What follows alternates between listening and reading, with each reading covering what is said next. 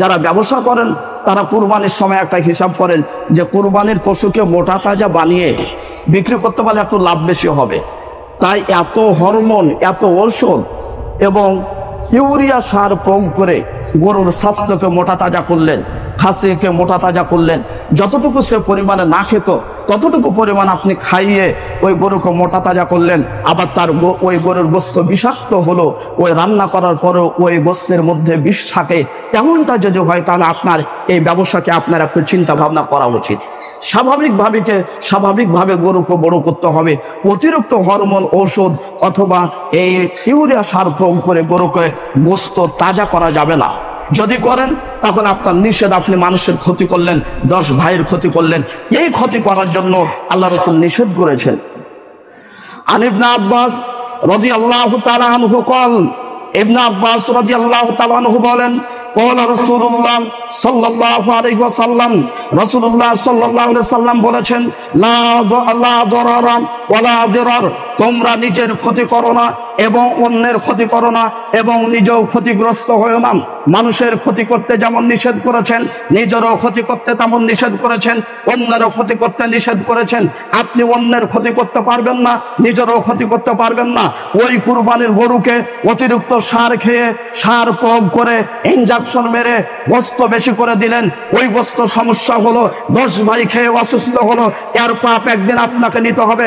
কাজে এমন ব্যবসা থেকে বেঁচে থাকা উচিত। যেই কথা বলেছেন আজ থেকে 1500 বছর পূর্বে বিশ্বনবী মুহাম্মদ রাসূলুল্লাহ সাল্লাল্লাহু আলাইহি ওয়াসাল্লাম, কেউ যদি এমনটাই করে তাহলে তার কি হতে পারে এই বিষয়ে নবী বলেন, আনাবি সিরমান রাদিয়াল্লাহু তাআলা আনহু قال, আবু সিরমা রাদিয়াল্লাহু তাআলা আনহু বলেন, قال রাসূলুল্লাহ সাল্লাল্লাহু আলাইহি ওয়াসাল্লাম, মান দারান নাসা, যে মানুষের ক্ষতি করলো, জানছে এটাতে ক্ষতি আছে, এই ইনজেকশন করলে গরুর গোশত বেড়ে যাবে বটে, তবে ক্ষতি হবে, মানুষ খেয়ে কষ্ট পাবে, পরবর্তীতে কিডনির সমস্যা হবে, ক্যান্সার হতে পারে, তারপরও তাকে বিষ প্রয়োগ করে গরুকে মোটা তাজা করে বিক্রি করে দিল। এই ব্যক্তি যেটা করলো, মান দারান নাসা আদারাল্লাহু বি, প্রতিদানে আল্লাহ তার ক্ষতি করবেন। ওয়ামান শাক্কান নাসা শাক্কাল্লাহু আলাইহি, যে ব্যক্তি অন্য মানুষকে কষ্ট দিবে আল্লাহ তাকে কষ্ট দিবে। রাওয়াহু ইবনে মাজাহ বিসানাদিন সহিহ। আজ থেকে 1500 বছর পূর্বে নবী বলে গেলেন, কেউ যদি কোনো ব্যক্তিকে কষ্ট দেয় প্রতিদানে আল্লাহ তাকে কষ্ট দিবেন। কেউ যদি কোনো মানুষের কোনো পশুর ক্ষতি করে তাহলে প্রতিদানে আল্লাহ তাকে ক্ষতি করবেন। এখন আপনার বয়স 40 বছর, এখন আপনার বয়স 60 বছর, 20 বছর থেকে মানুষের ক্ষতি করেছেন। মনে রাখবেন কয়টা ক্ষতি করেছেন, বসে বসে গণনা করবেন। পৃথিবীতে থাকতে থাকতে আপনার জন্য ক্ষতি আসবে, প্রতিফল হিসাবে এ সাক্ষ্য নবী দিয়ে গেছেন। এরকে 19-20 করার মতো পৃথিবীর মানুষ নাই। যখন 20 বছর বয়স ছিল, যখন সেনাবাহিনীর অফিসার ছিলেন, তখন কত মানুষের ক্ষতি করেছেন। এখন রিটায়ার্ড অফিসার হিসাবে বাড়িতে অবস্থান করছেন, প্রস্তুতি থাকেন, যত মানুষের অন্যায় করেছেন অন্যায় আপনার উপরে এবার আসবে, এ সাক্ষ্য নবী দিয়ে গেছেন। যখন ব্যবসায়িক ছিলেন তখন কত মানুষকে ক্ষতি করেছেন, এবার আপনি প্রস্তুত থাকেন, ক্ষতি এবার আপনার হবে। এবার কত মানুষের কুরবানির পশুকে ইউরিয়া সার প্রয়োগ করে মোটা করে তার গোশতকে বিষাক্ত করেছেন, এবার আপনি নিজে প্রস্তুত থাকেন, আপনার জন্য ক্ষতি আসবে। এ কথা আল্লাহ নবীর মাধ্যমে আল্লাহ তাআলা 1500 বছর পূর্বে জানিয়ে দিয়েছেন। কাজে যারা যেখানে অবস্থান করেন মানুষকে কষ্ট দিয়েন না, মানুষের ক্ষতি করিয়েন না, পশুকে কষ্ট দিতে চায়েন না। পশুটা যে খাবে না, তাকে 2-3 ধরেছে, তারপরে খাবার অতিরিক্ত তার পেটের মধ্যে পড়ছে, পেটের মধ্যে খাবার দেওয়ার পরে সাথে সাথে ডানে বামে একটা ইনজেকশন করলো যাতে করে খাবারগুলো আর উগলে বেড়ে না আসে। যে পশু খেতে চায় না, যে পশুর খাওয়ার প্রয়োজন নাই, সেই পশুকে আপনি এভাবে অতিরিক্ত খাওয়ান কিভাবে? আল্লাহ নবী বলছেন, এইভাবে পশুকে যদি কেউ কষ্ট দেয় তাহলে তার বাজেট জাহান্নামে হবে। প্রমাণে একাধিক সহিহ হাদিস আছে।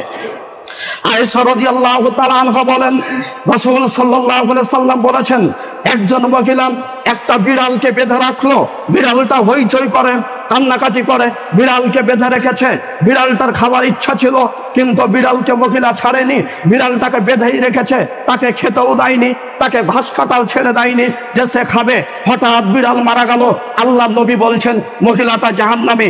একটা বিড়ালকে না খেতে দেওয়ার কারণে মহিলা যদি জাহান্নামী হয়, এই পশু কত কষ্ট পাচ্ছে, সে খাবে না, অতিরিক্ত খাওয়ালেন, তারপরে খাওয়া যেন উগলিয়ে না দেয়, এই জন্য ইনজেকশন করলেন, আপনার পর জাহান্নামে হতে পারে।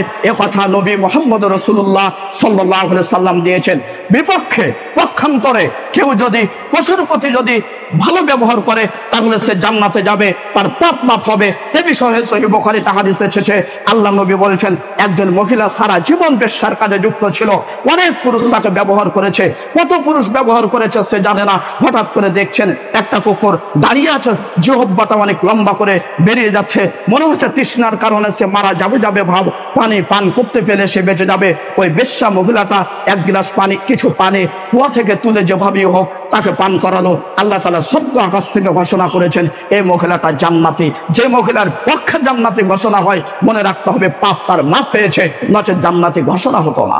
আমি আপনাকে বুঝাচ্ছি কুরবানির পশুকে এত ইউরিয়া সার দিচ্ছেন কেন, এত কষ্ট দিচ্ছেন কেন, অথচ একটা পশুকে পানি পান করার কারণে, সেটা হলো কুকুর যার গোশত খাওয়া যায় না, তার সাথে ভালো ব্যবহার করার জন্য তার বেশ্যার জেনার সব পাপ মাফ করে আল্লাহ তাআলা থেকে জান্নাতি বললেন। আর একটা বিড়াল যাকে আপনি ডানে বামে দেখতে পান, একটা বিড়ালকে একটা মহিলা বেঁধে রাখার কারণে সে জাহান্নামে চলে গেল।